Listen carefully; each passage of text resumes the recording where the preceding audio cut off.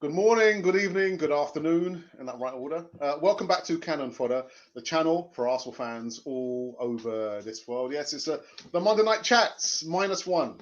Yeah, Eltel somewhere in Cambridgeshire doing his wheelie dealings out there. Actually, no, he's visiting family. That's what it is. So he's not able to join us on this show on Monday with my good friend James Rowe. Yeah, we're going to just talking about just a few bits and pieces of maybe off-track news, but talking about the main topics of last week, Thursday. What happened on Thursday? And Sunday as well. What happened on Sunday? What happened indeed? We haven't won it. We haven't won a. Regardless to the reaction, we haven't won a league title. All we've done is we've come back from 3-0 down, and we used to do this before the Wenger era, from time Yeah. to time. So it's not something which is completely uncommon. Yeah. But although we did really well, Alex, to come back from 3-0 down, I tweeted out that it just reaffirms to me that if we are not at the races against Slavia Prague, then you can't defend like that against Slavia Prague.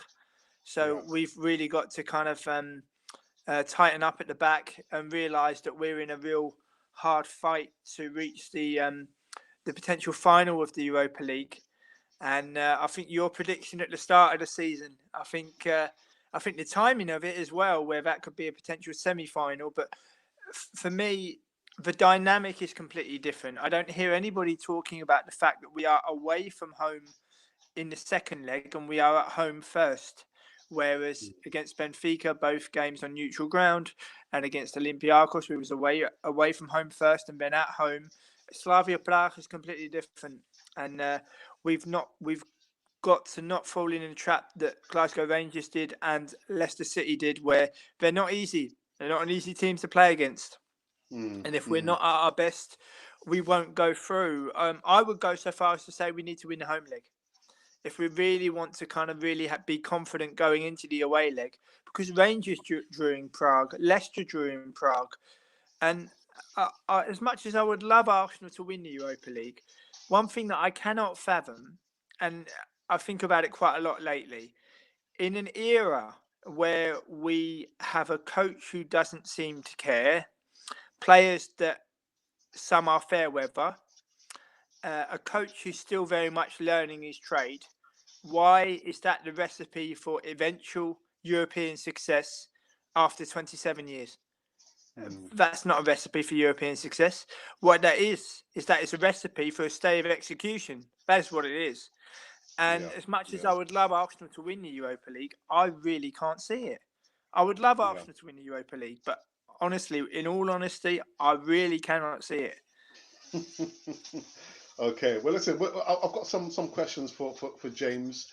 So we're going to be talking about the passing of a Leeds United legend, and again, because my brother supported, well, one of his favourite teams was Leeds back in the 70s. But yeah, and there's just some off-track news. But we'll see you on this other side of this music intro.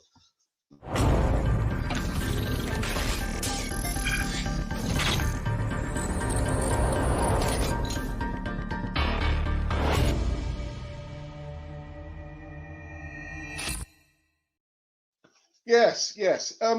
James, do you think there was amongst the faithful at Arsenal, the fan base, do you think there's a propensity for us to think we're going to roll over teams willy-nilly? I mean, I actually predicted a 2-1 win for Arsenal, although I think it wasn't going to be easy. But do you think we just think, oh, we can just roll up and turn up and just beat any club that well, actually any team that we play against? I think it's very much certain fans just wanting to say that they are right.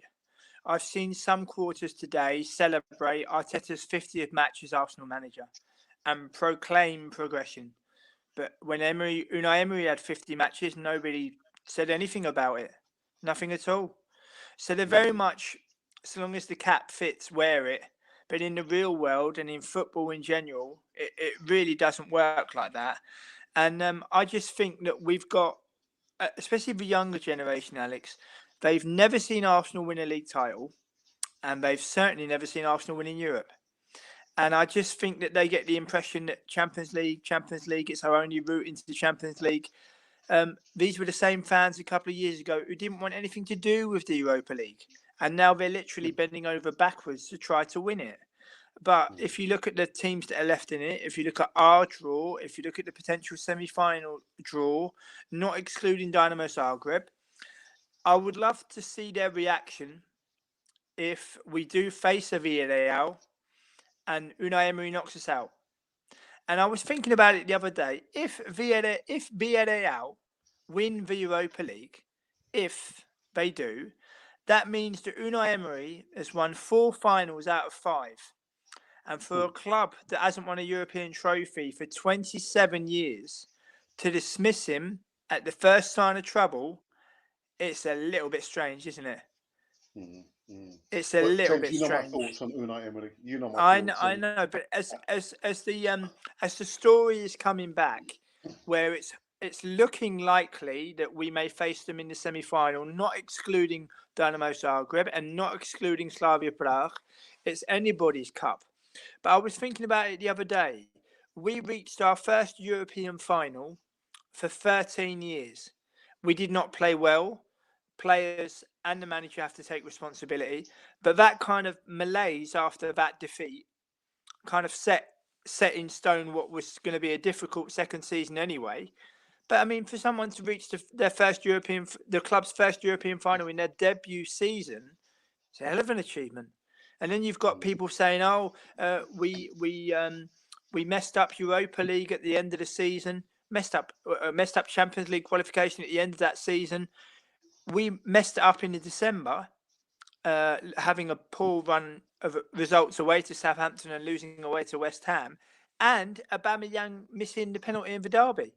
If he'd scored that penalty, we would have got Champions League. But no, we can't say anything bad about that. You know, he's my G, he's my player. He's not your player. He's just a player that saw Arsenal coming. And now, what is it? Only how many months since the contract extension? Okay, so that's on. If you say 6 months, 9 months. So 9 months after people were literally busting a gut for him to sign, please sign, literally on their knees, they're advocating him to leave now. And in the real world, it doesn't work like that. It's the same with Odegaard. Odegaard has fantastic potential. He has a couple of good games. Sign him up, sign him up, sign him up. The fact remains there is no buying clause to that loan deal, and that loan deal cost £2.5 million, Alex. So if Real Madrid want to keep him, and the law of playing for the biggest club in the world and being important for the biggest club in the world, it could be too much. And I just think sometimes that people put 2 and 2 together, and they come up with 5, and it's going to be a real interesting and exciting end to the season. But there's massive pressure because we're looking at not playing European football for the first time since the 1995-96 season, I believe. Yeah. And but how many years have we taken it for granted? Oh, top 4, we'll get top 4. Oh, as long as we get Champions League, that's the most important thing. It's not. I didn't enjoy returning to London from Amsterdam to see us getting whipped by Monaco, to see us getting whipped by Bayern Munich. And I certainly didn't enjoy us struggling against the likes of Rennes and Bati Borisov and Ostersons. I didn't enjoy that. So yes, you know, people can talk about the European escapades, but we've got no pedigree in Europe, Alex. We've got no pedigree in Europe, and I do not understand for the life of me how people think that is going to change in our current situation, where we have an owner who doesn't appear to know what is going on or care, a manager who is still inexperienced, players that turn it on when they want to turn it on, and they're far too comfortable, and a fan base that just advocates buying, buying, buying. I mean, I spoke to a goalkeeping coach today of Fenerbahce, and he was telling me, as a goalkeeping coach, he was telling me that when you're part of a backroom staff, the manager is the boss. You may think that you have more time with the goalkeeper, or to train, or to do certain drills, or to do certain practices. But if the manager wants to to have more time with that player, you've got to let that player go. And within a backroom staff, you've got to respect all your fellow comrades and also your manager. And remember that in a backroom staff, you are there to do a specialised job. And when you hear things like this in the privileged position that I am in, it really does make you think, that we've got a fan base where they seem to think that this is FIFA, this is fantasy football. It's not, it's the real world. And in the real world, an Odegaard loan cost £2.5 million. In the real world, Arsenal have sanctioned a loan of £120 million. And in the real world, you simply cannot just drop players like a bad habit and get them off the wage bill in the blink of an eye. And we've seen that with Mesut Ozil as well. Yeah. In regards to the point you made about Odegaard, I've said on quite a few occasions that Odegaard is not ours. And like you rightly said, at the end of his loan deal, there is no option to buy him. There's no clause in there for us to buy him. The most we could probably ask for would be a contract extension, but there's no option to buy. I know there's some people in the live chat now watching us, and I recognize some people there, but there is no option to buy Martin Odegaard. And apart from that, we've still got, was it 8 or 9 games to go? Let's wait and see how he feels himself at the end of the season. He might just say, actually, I don't want to stay at Arsenal. I want to pursue my dream. I want to go back to Los Blancos. So, all this cry for sign him up. No, there's no option to buy him at the end of the loan deal. And again, he might actually say, thank you, because I'm looking for stability here at this club, but I don't think you guys can actually offer me that. So we've got to wait and see what happens at the end of the season. The other thing I want to say to you, James, as well, is that I was listening to a couple of podcasts over the weekend, and the narrative is, I'm not going to name the podcasts there, but people are a little bit fatigued about Arsenal being in the Europa League. We haven't progressed. We'd far rather Arsenal be in the Champions League. But excuse me, this current squad is not capable of making a charge in the Champions League. That's first and foremost. Secondly, we need to be out of the Europa League for maybe a couple of seasons. There's too many distractions. There's no stability at the club. Like you said, we've got an owner. We've got an owner who doesn't really care. No. And that you see it being played out. The players don't care. They don't care. But this narrative about people saying, listen, if we get into the final and we win it, I would sing the praise of Arsenal, because we've not won a European Cup for more than a quarter of a century. 27 years. 27 years. So to all these naysayers are saying, Europa League again. If we won it, fantastic. It's been the longest time. Time. Sorry, James. Absolutely. Fully agree. And as well, people talk about Champions League. Again, it comes back to the fantasy football FIFA mode. Would we get out of a Champions League group? In the current squad, would it get out of a Champions League group? Whereas before, we would take for granted reaching the last 16 and getting knocked out. The longer you are out of it, the more difficult it is to make any kind of impression. And the fact remains, whether it is Hackney Marshes, whether it is somewhere in Amsterdam, or whether it is Champions League football, it's tournament football, where there are always surprises. Nobody expected Porto to beat Juventus, but they did.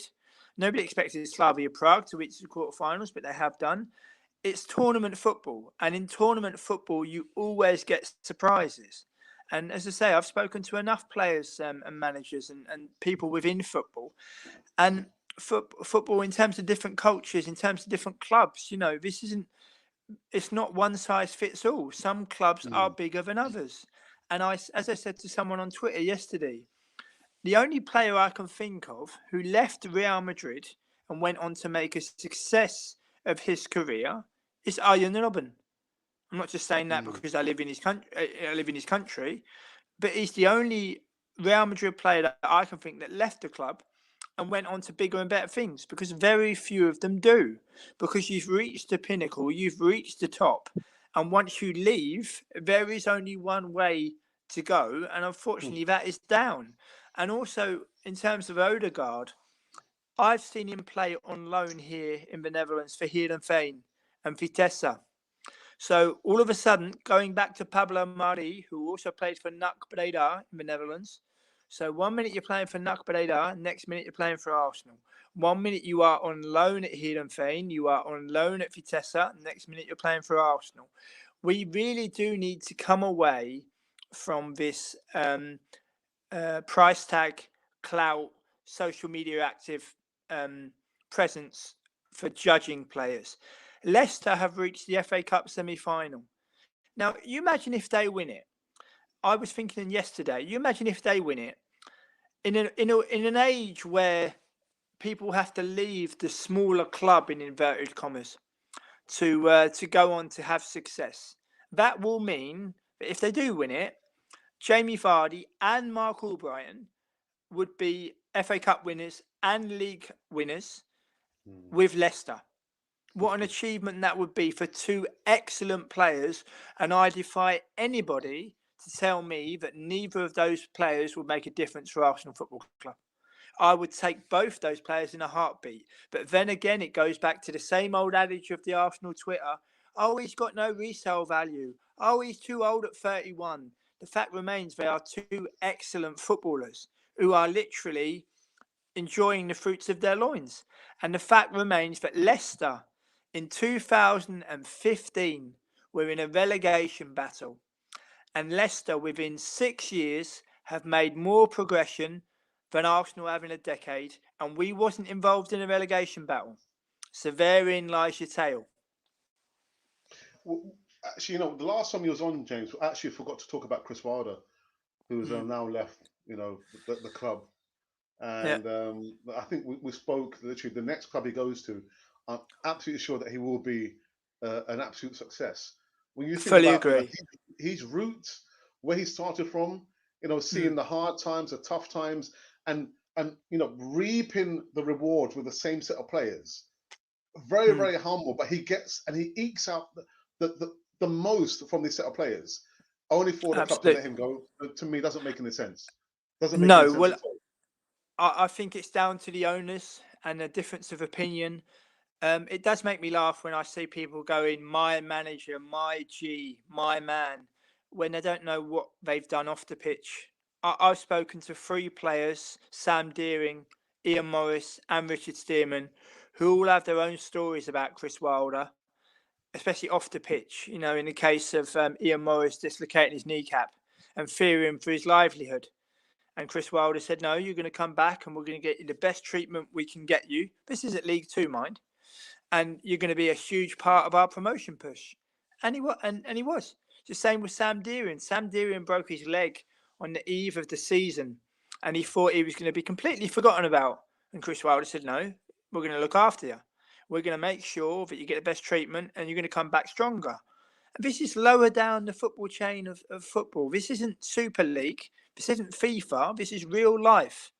And in the case of Richard Stearman, I spoke to Richard Stearman the season they got promoted to the Premier League in the November. And I asked him about Chris Wilder back then. And he said, I've never known anyone to stand in front of a group of players and motivate them so well, even the subs that are not playing. And I just think in the case of the spotlights of the Premier League, and obviously with the owners of Sheffield United, maybe they have different ideas, but be interesting to see what he does. But the next success that he will have, he's one of the best English managers, and that bodes well for the national team as well. The more better English managers we have, the better for the national team setup. And, we've got some very good managers in England. And it'll be very interesting to see how things go. But I made my inquiries to speak to him at the start of this season, and I was made well aware before the season has started that Sheffield United have had such a short turnaround. All the teams have, but in their case, it was extremely short, especially given the size of the squad. So, it was nice to kind of be privileged to that information. But I wish him well, and I hope he comes back stronger. Probably an unfair question, James. I mean, if we were to put out a poll after doing this live show, and the poll was, would you take Chris Wilder at Arsenal? What do you think the figures might be? Do you think a lot of our fan base will say no, thank you, no? I think a lot of the fan base would think it was a joke. I think a Mm, lot of the fan base would think it was a joke. mm, But I'll give you an example. Sometimes, not all the time, every now and again, I would speak to Arsenal Fan TV when I would return for matches. The last time I spoke to them was in November 2019 after the 2-2 draw at Carrow Road, where I was asked who would I have as England as Arsenal manager, sorry, and I said Chris Wilder. That video was viewed in excess of 50,000 times and has many likes and dislikes, completely irrelevant. But one thing about that video is I am stating pure facts, having spoken to the players that have played under him and knowing what he's done in the past before he even arrived at Sheffield United. And when you not that I read comments, I don't, whether you like my work, my interviews, whatever I do, really doesn't matter. But in that particular video, when it went live, you had a real chalk and cheese in the comments. You had the cheese, which was the fully understanding about what I was saying and agreeing wholeheartedly with what I was saying, and then the chalk of not understanding anything about the game and only looking about the next big name. And it's all about a name. It's all about a name. But it doesn't matter. I gave my opinion and I stick to it. The fact remains is that I am privileged to a lot of information as a veteran of over 300 interviews with professional players and managers, and that's growing. Like today, for example, fantastic to be on Cannon Fodder, but my day today involves speaking to the first team coach of Fenerbahce, the first team goalkeeping coach of Fenerbahce, and the German midfielder of Milan women's team, AC Milan women's team, Julia Simic. So it's not every day you get to speak to such people. But as I say, my opinions are my opinions. I stick to them. But I think if we was to put a poll out about Chris Wilder, I think a lot of them would think it was a joke. When was the last time Arsenal had an English manager or a British manager, Alex? yeah. Well, George, Yeah, but again, British. obviously, Yeah. yeah, a British or English. When was the last time Arsenal had such a manager? Well, George Graham. Yeah, George Graham. How long ago was Yeah. that? How long ago was that? A And, long and time ago. we are an English team. We are an Yeah. English team, and having spoken to the first team goalkeeping coach of Fenerbahce today, he was saying to me that to understand the culture, to understand the environment upon in which you work in, you've really got to work very, very hard. And I just think, obviously, we're in a world at the moment in the middle of a pandemic where it's very much international, international, international. But Mm, as I used to say and was often vilified for, when national teams, particularly the English national team, would have a foreign coach, I said that you might as well have a foreign prime minister. It's the same thing. You might as well have Boris Johnson being in charge of Germany. You might as well have Angela Merkel in charge of France. It's the same thing. mm, Exactly the same thing.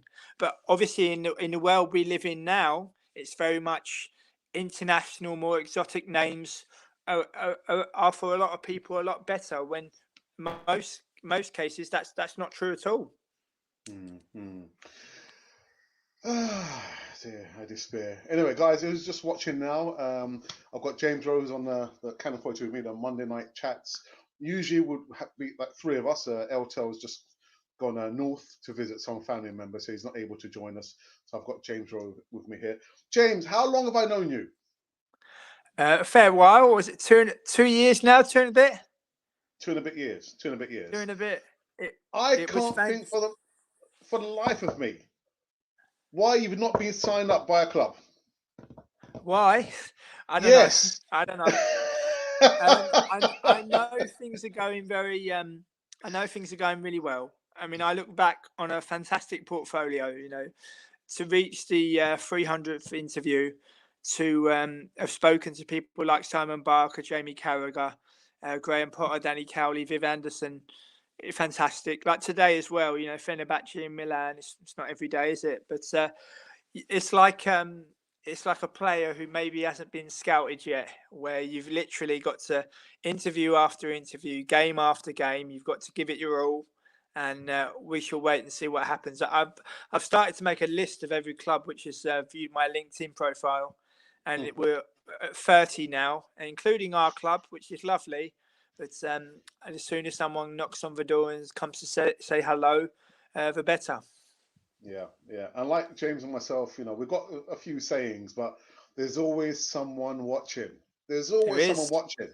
So if anyone's like linked to a club in the media side of it, get cracking, people. Come on, sign up Yeah, James get Rowe, please. cracking.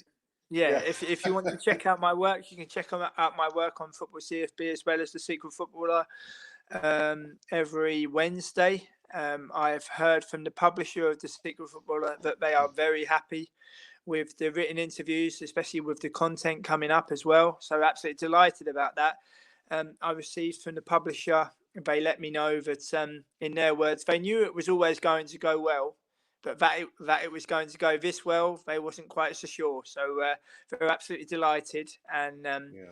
they're happy to have me. So delighted for such a massive publisher in terms of the books, and in terms of the way they've come after me in terms of wanting me to publish my interviews on their website. Very excited as well, because it was something that come completely out of the blue, and for my interviews to go every week to more than 100,000 people, and to have coming up the likes of Pat Nevin, Trevor Stephen, Tales from South Africa, the Netherlands, Germany, France. Very special, but hopefully it just means that club will come in sooner rather than later. Yeah. And the funny thing is, James, just to kind of running parallel, is that, I'm very, very proud of the work that we've done on Canon 42. We've been running over 3 years, and we were called a different name, Arsenal Republic, and then we changed the name for certain reasons. But to look at our journey and the plaudits that we get, some people, or a lot of people, tend to forget what it takes to get to the point that we have arrived. We haven't arrived, but it's a journey. But people, it's instant, success. No, it's been a Yeah, lot of hard work, tears, and sacrifice to get Canon exactly. 42 to this point. James, Exactly. where did you start? What was your Well, starting point, James? what was my starting point? My Yeah. starting point was doing translation work for an English football website called Football Aranya about Dutch football. It was a Dutch football website based in English. And I would translate post and pre-match press conferences from Dutch to English, and give people the news. And then I started to do my own interviews. And the first club to give me that break was FC Den Bosch, in a place called Hertogenbosch in the Netherlands. The then manager William Vloed, who also managed ADO Den Haag, Sparta Rotterdam, invited me to the stadium to speak to him, and he remains my very first interview. And then after doing another fair few World Football Index come in for me, and I spent almost 200 interviews published by World Football Index, and then to go from Dutch players that hardly anybody had ever heard of to go to Simon Barker, Graham Potter, Ricky van Rollerswinkel, Viv Anderson was fantastic, but you take it all in your stride. Then Football CFB of Callum McFadden asked if they could publish my interviews on their website, which I said they were more than happy. I'm more than happy for them to do so. And then the cherry on the cake was The Secret Footballer, for the publisher to get in contact with me. It was just a normal day. Lots of people seem to think, and they have tested, they automatically think that I know who it is. I have no idea.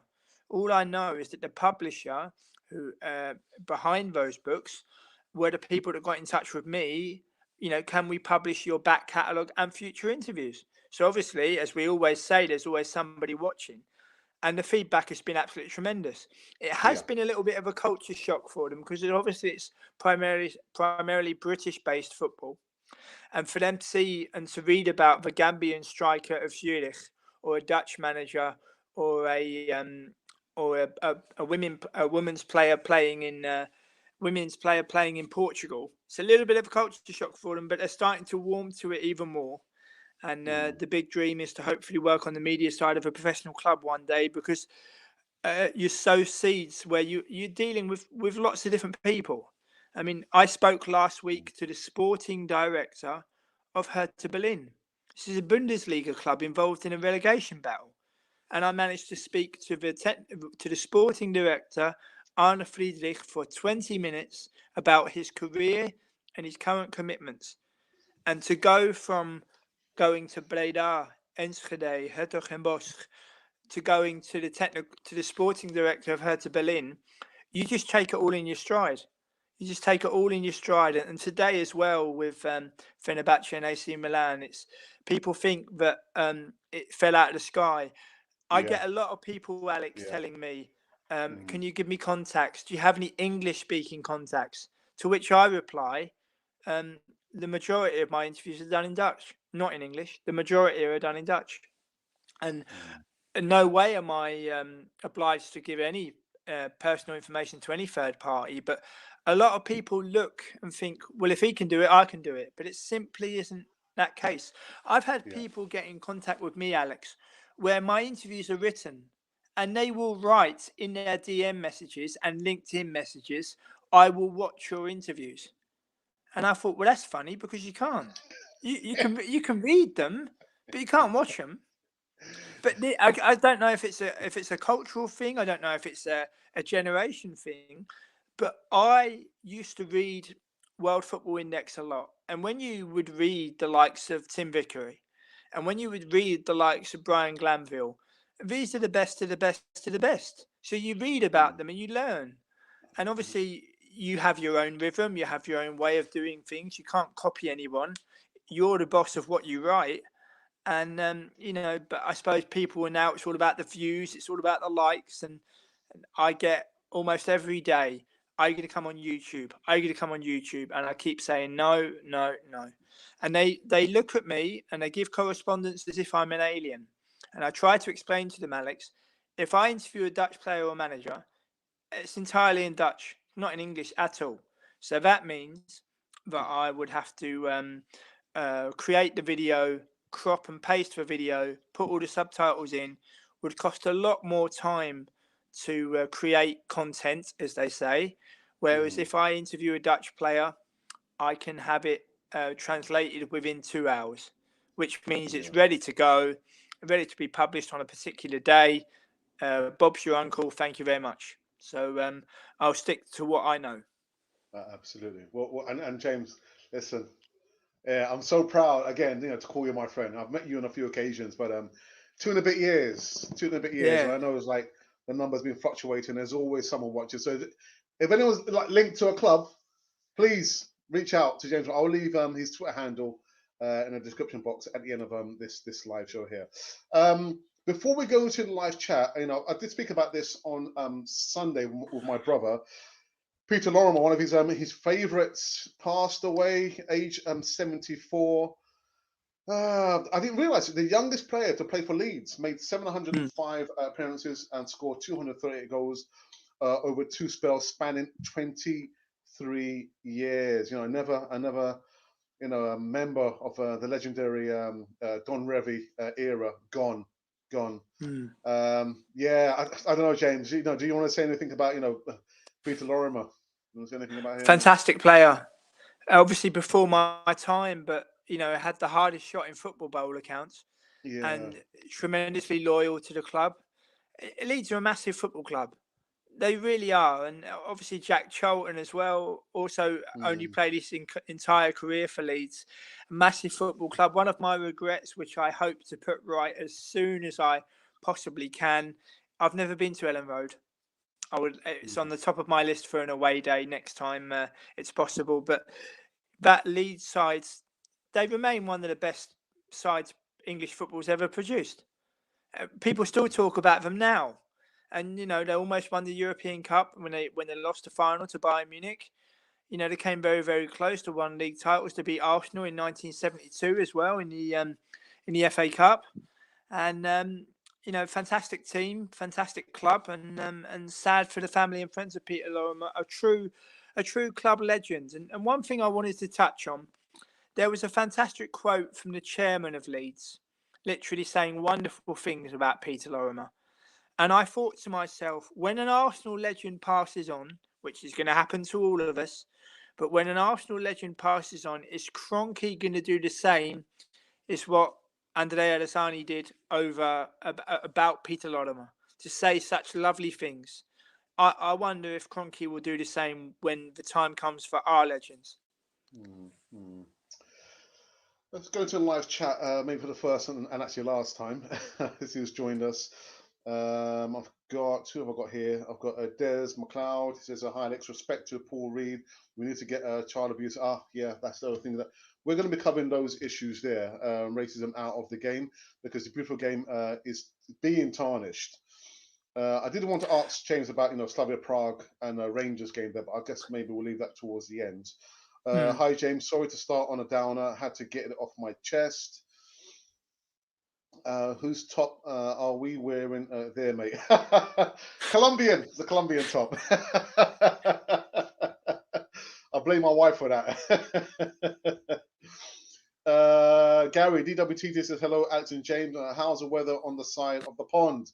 The sun is out over here. Come on, you Gunners. How is it in Amsterdam? It's quite similar to London. Yeah, not bad. Mild, and obviously Yeah. it's getting darker. Hence why I've got the lamp on in the background, and as you can see, a bit of light. But yeah, if I just quickly wanted to touch on Des's comment there.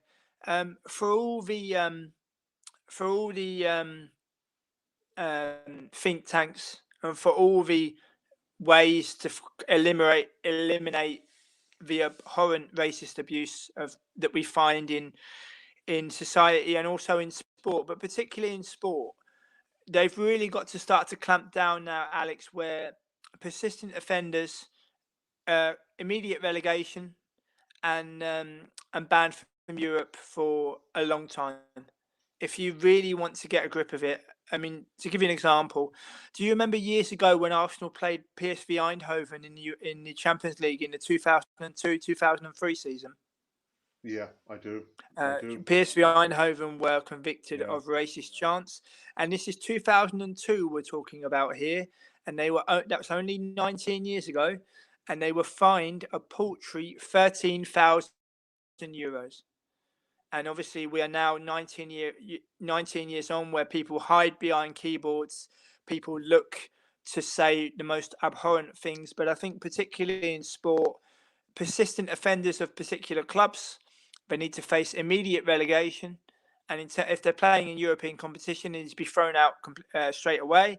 And they also need to be banned, because this is something which, especially in the current day with social media, where faceless people can write the most abhorrent things. I mean, you only needed to see that the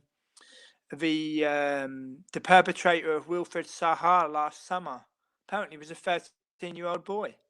Yeah. When I was 13, I wasn't even aware of those things when you're 13. But I suppose it's just an damning indictment on modern society, unfortunately, and something needs to be done, and quick. Yeah. Break the budget, get Hagelan. Fans can make noise like the Iceland fans and win every game. Bring on the Viking. Bring on the Viking. Thank you for that. Arsenal, Alex, good evening, everyone. Hit the like buttons. Thank you for that, Alex. Thank you indeed. Haaland would be the transfer budget for next season, not window season. Arsenal will have to do better in a transfer window. Stay in UK for prayers. We need a lot more than just prayers for that, unfortunately. Well, we can't afford him. Yeah, we can't afford his wages. Let's just strip it back, Alex. We can't afford his wages, let alone the transfer fee. Let alone the transfer fee, we can't afford his wages. And I'm not being funny. He wants to play Champions League football. He wants to win league titles. So at the moment, Arsenal is not on the top of his list. And we need to build. Look what Leicester have done. If Arsenal would have signed Dennis Praet, Timothy Castagna, and Sonjiku, our fans would have had a fit. But now look at Leicester. Yeah. On the verge of Champions League football, potential FA Cup finalists, and they've made more progression in the last 6 than what Arsenal have in the last 10. So we need to look at them for a blueprint. But obviously we won't, because, obviously their players don't speak to other fellow fans on Instagram and big them up. So obviously by some of the fans, they're obviously not cut out for that kind of thing. But in the grand scheme of things, we need to start being as creative as possible. Kroenke doesn't care less about Arsenal. Well, he's just here using Arsenal as a cash cow, isn't he? Otherwise, he wouldn't be here. Yeah. Because In other news, in other a simple but effective quote. In other news, water is also wet, and it's the sooner that he is gone, the better. But he's not going anywhere anytime soon. So yeah, strap yourselves in. Unfortunately. But James, you know what makes me laugh? I mean, I kind of joked about it over the weekend about the PR machinery at Arsenal. The kits, the third and the fourth kits, and I'm absolutely sure, James, if Arsenal bought out 2 home kits in one season, we would still go out and buy it, not realize that money goes into Stan Kroenke's pockets. We're so Well, gullible, and the club knows it. The club knows yeah, it. but also the quality. I'm going to sound like a very old man here, But do you remember the days when you would buy shirts and the emblem would be hand stitched? Do you remember that? Yes, yeah. Emblem would be hand stitched, and now they're just a plastic print. I stopped buying shirts more than 12 seasons ago. For me, it's 1971 replicas all the way now. That's enough for me. But Yeah, yeah. do a program's enough for me. But we appear to be more a fashion label than a football club. Arsenal fashion label. Bringing out Adidas this, Adidas that. We haven't won a league title for 17 years. We've got a fan base where half of them haven't seen Arsenal win a league title. I'll break it down into 4 sections. A quarter of them have not seen Arsenal win a league title. A quarter of them have seen the good times. A quarter of them judge players and managers on FIFA and fantasy football and like to proclaim they know what's happening when they've never spoken to a professional before, but yet they'll throw their statistics at you until they're blue in the face. And then the final third have quite clearly never played the game to any level. And you put all these ingredients in, and it's a recipe for disaster, really, I think. Oh dear. Actually, this is a hey up power to the Gooners. We need to wait on Erdegaard before we can try and buy him, but there's no option to buy at the end of his There's no loan option to deal. buy. Yeah. And also Real Madrid do not have to sell. I've had people telling me, oh, if Zidane's still there, he'll want to leave. Zidane's one of the best footballers in the world. If you can't learn from Zidane, you shouldn't be playing the game. If you can't learn from Zinedine Zidane, you shouldn't be playing football, especially at professional level. And I just think people just put 2 and 2 together and come up with 5, I think. Don also says maybe, just maybe, Erdegaard can convince Hagland to come to. I think they're talking about other things apart from. I don't think they're talking about Arsenal, put it that way. They might be talking about another team in red, i.e. the team they represent, the country they represent, but they're certainly not talking about Arsenal. And obviously, we are in a situation on Cannon Fodder where we respect every single Gooner, regardless of age, how long you've been supporting the club. We'll always respect every single Gooner. But take it from me, footballers are not. They are not. They know what another person earns, but they also know what's going on in the world of football, and they know where they want to be most of the time. And Haaland's, I think he's very much on his own path, and he'll do what's right for him. But again, Arsenal can't even afford his wages, let alone a transfer fee. Gary says Arsenal can't compete in domestic league and cups, much less European cups. Squad depth is lacking. Just look at the City. They can rest all their top players and not drop form like Arsenal if they did. Erdegaard is only 22. Another 3 years, he will be even better, guys. Yeah, he will. But anyway. Alex, do you extend Lacazette's contract or let him go? Well, I wouldn't let him go unless I was sure that Arsenal had a replacement. Just as simple as that. Simple, forget about his 29 years of age. We could offer him a contract extension. Some people have been quite, cynical and say, well, he played quite well against West Ham, but he's just paying for a contract extension. But I wouldn't be happy to let him go unless I knew or was sure that Arsenal had a replacement there. And I'm not even thinking about Aubameyang. Aubameyang for me is not, and he's not my captain. I don't want to get all controversial, but yeah, that's the way I feel about Aubameyang and Lacazette. Don't sell him unless we are sure we've got a replacement incoming or coming through the ranks, whether it's from the under-23s, Balogun, or some player there. But yeah, I wouldn't be happy just to let him go just like that. Would you extend his contract or let him go, James? I would let him go. I Yeah. would let him go. You know, he's 29 now. Has he done enough to warrant an extension? That's what you've got to ask. Has he done Yeah. enough to warrant No. an extension? But then again, I suppose if he No. speaks to a couple of Arsenal fans on social media, it'll be my G, my player, my boss. But is that what it's all about now? Is it? Oh, he's got a great relationship with the fans. Is that the most important thing then?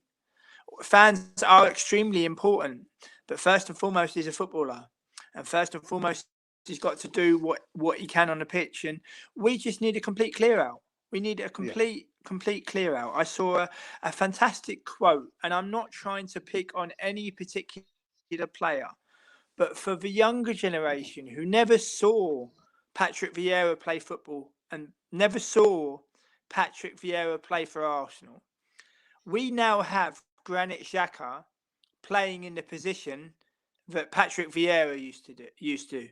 So if you got a spare 5 minutes tonight, go and look at the highlights reel of Patrick Vieira playing for Arsenal, and then look at what we have playing in the same position today. I am not trying to target any particular player, but I'm just trying to say in terms of football positions on a pitch and being imposing and having a fantastic will to win. Vieira is quite clearly one of the greatest players to ever play for Arsenal, and Xhaka is going through the motions. I think he'll do well at international level like he always does, but I just think at the minute we are really going through the motions both on and off the pitch, and it'll be very interesting to see what happens. For me, this season has always been about getting through the season in one piece and trying to do extensive work ahead of the summer. But it doesn't help when you've got Arsenal fans, Alex, who proclaim that there is progress made in Mikel Arteta's first 50 games as Arsenal manager. There is progress. Maybe the progress that they want to see, but the fact remains we haven't won a league title for 17 years. We are nowhere near. We are now further away from what we was under Unai Emery. And that is the truth.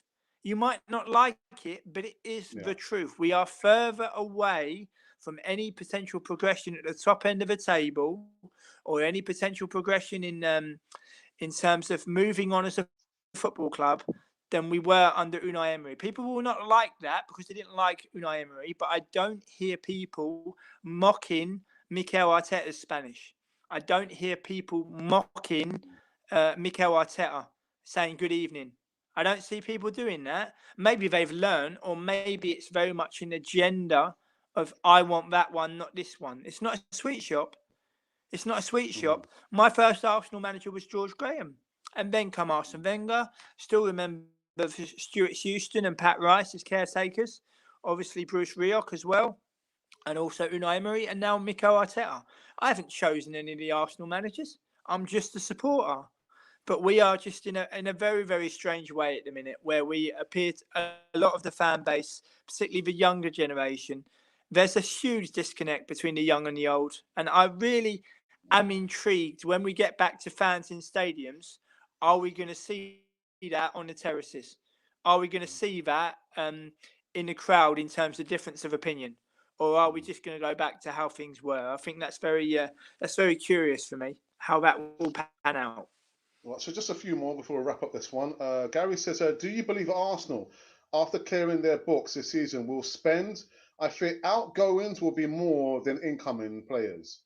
I'll be happy with that. I don't, and I can't see Arsenal spending money. Like you rightly say, the first part, that they will be shifting out a lot more players. But is that going to be a big problem if we don't get any incomings? I don't want to see any incomings. I don't want to see any incomings. Do not sign any more players looking for the next shiny thing across Europe. Oh, this player, look at his stats, look at the assists, look at the goals. Oh, look at this player. I'll be quite happy with that. if there are Mm. more outgoings than no incomings at all. I don't want to see any Ju- ju- incomings. Yeah, period. we Sorry, we need James. to take our time. Yeah. But you know for a fact the first player that Arsenal sign, one half will be, oh, he's amazing. I've seen him on FIFA, he's brilliant. And the other half will be like, what are we signing him for? You know, it's a world game. It's a world game. I'll give you an example. There's a Danish player playing for Vitesse Arnhem called Jakob Rasmussen, who is who has become one of the best defenders in the Eredivisie. I interviewed Jakob Rasmussen when he was at Empoli back in 2018. And you would never have said back then when I spoke to him that he will go on to become one of the best defenders of the Netherlands, still at a very young age. So you never know what's going to happen in a professional footballer's career. You never know. Mm, Half the time, just wait and see. That's why we love it, because it's unpredictable. Going back to mm. Chris Wilder, this time last year on the verge of Europe, a year later he hasn't got a job. I wonder where Arsenal will be this time next year. Hopefully still in existence, but certainly not in Europe. Mm. Um, Bronze Dosser, Ashton Almond says, big up James being a good ambassador for North London on the mainland. Here, here, Thank here, you very here. much. Lovely compliment. Also, Thank you very much indeed. also, Alex says this is a great channel. I wouldn't say it's a great channel. We're okay. We're okay. We're working our way to becoming a great channel, but we're not there yet. We're not there. But thank you for the shout out, Alex. Thank you for that indeed. Des says James would be a great interviewer on BBC lunchtime show. I think. What do you think, guys? Well, absolutely. Yeah, thank you. Thank you. Yeah, we'll just have to wait and see. I'm open to many different things, but obviously I have 5 years experience now, which is fantastic. 5 years experience, more than 300 interviews. It's something I have in the pocket, as they say here, and also the ability to interview in foreign languages as well, because you get so much more out of players. I mean, I saw Football Focus interview in Spanish, interview in Portuguese. Never seen Football Focus interview in Dutch. Maybe because they think that obviously people speak English here in the Netherlands from the age of 5. But if you really, really want to know what a player's got to say, you've really got to ask them in their mother tongue. Dear me. I can answer this question actually. James, any of your budding interviews out there on the what's on the what's? Oh, wow, that's the wrong one, isn't it? Sorry. I think he's retracted. Sorry. Oh, here it is. There it goes. There it goes. James, are any of your interviews going to be on a WhatsApp group this week? Well, I think you posted one already, haven't you, James? Yeah, there's one release today. There's with Kieran Donnelly, who played for Hamilton Academical and also Aberdeen. That was released, I think, just under an hour ago. And then on Wednesday, we'll see former Chelsea, Scotland, and Everton player Pat Nevin. So they are the ones for this week. Yeah, absolutely brilliant, James. See what else I can pick up here before we finish this one. There also says, Alex, maybe we should replace Edu with John. Yeah, okay. Which John's that? Give me more information. Alex, can you ask James how many languages he speaks? 4. English is my mother tongue. Dutch is my second language. Spanish is my third language, and I also speak French. But my French is not as good as what it could be. So you got to be honest with people, and I can get by in French. But obviously, I always say 4 because you got to be truthful. You always got to be accurate. But yeah. But in terms of English, Dutch, and Spanish, of course, the levels are a lot higher. But yeah, it's took me a long time. But yeah, it's a special gift to have, and I'm very proud to have them.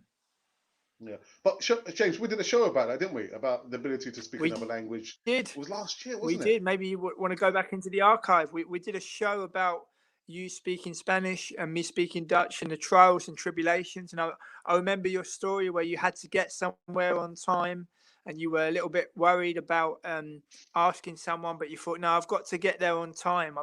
So I've got to do it. I've got to stand tall and I've got to do it. And you did it. And that gives you a great base upon which to work from, to give people a little bit of a story. when I started to learn Dutch at 21 years of age, I would read children's books.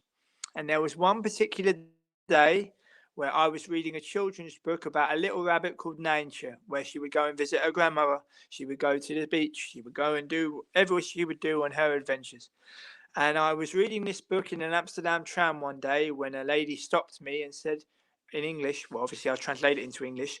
She said, aren't you a little bit old to be reading children's books? And then I turned around and said to her in her mother tongue, excuse me, I'm originally from the UK. I've only been living in the Netherlands 6 months, and I'm trying to give myself a base to learn your language to the best of my ability. And when all of those words in all those different sentences um, flew out of my mouth, I stepped out of the tram and I kind of turned around, and it's like a bit of an out of body experience. Did I really do that? But you find yourself when you learn foreign languages that you go up in levels, but never give up, and never give in. Absolutely. I am honest enough to admit to people, Alex, when I started to learn Dutch, I was useless. I'm honest enough to admit that when I started to speak Dutch, I was useless. And then after a certain time, things click into place. And now people who meet me on a daily basis, who hear the name James, will say to me, oh, I thought maybe your mother was English or your father was English. I said, no, I'm English. Because they obviously, the Dutch is that good, or they refer to me as a Dutchman when I'm actually British. So that's testament to how well I've done. But I always try to encourage people: if anybody watching this podcast today is learning a language, if you're struggling, if you're having a tough time, just take a little bit of time out. Never give up and never give in. Your time will come, and you will get better. You're not going to be stuck on this level for ages, and don't let anybody put you down. And confidence is key. And go for it and give it all you've got. Yeah. James, Don's come back and he said, Alex, I meant replace Edu with James. Hello. Hello, this is John speaking. Hello. I'm only joking. I'm only joking. But yeah, it'll be interesting to see what happens with Edu long term. Absolutely. Absolutely. Well, listen, we are done. We are finished on this Monday night chats with my good friend James. And again, if there's anyone connected to a club, please come and reach out. Reach out, not to me, but reach out to James, please. Please. We've been waiting for the longest time. I know there's someone watching. Someone's always watching. Please reach out. Reach out. Reach out. James, Thank I want to you. say a big thank you for coming back on Canon. It's always a pleasure to have you on Canon for your TV. Always a pleasure. Yeah, thank you very much indeed. And look forward to next time. Brilliant, brilliant, brilliant. So that's it. We're done and dusted. I will be back, same place, same time, different day, if that makes any sense. But anyway, we are done and dusted. And guys, like it says here, subscribe to Canon for TV. Be part of the bigger community here. And yeah, onwards and upwards. And if by chance you've been wondering who or what you've been listening to, well, you've been listening to Canon for TV, of course, the channel for Arsenal fans all over this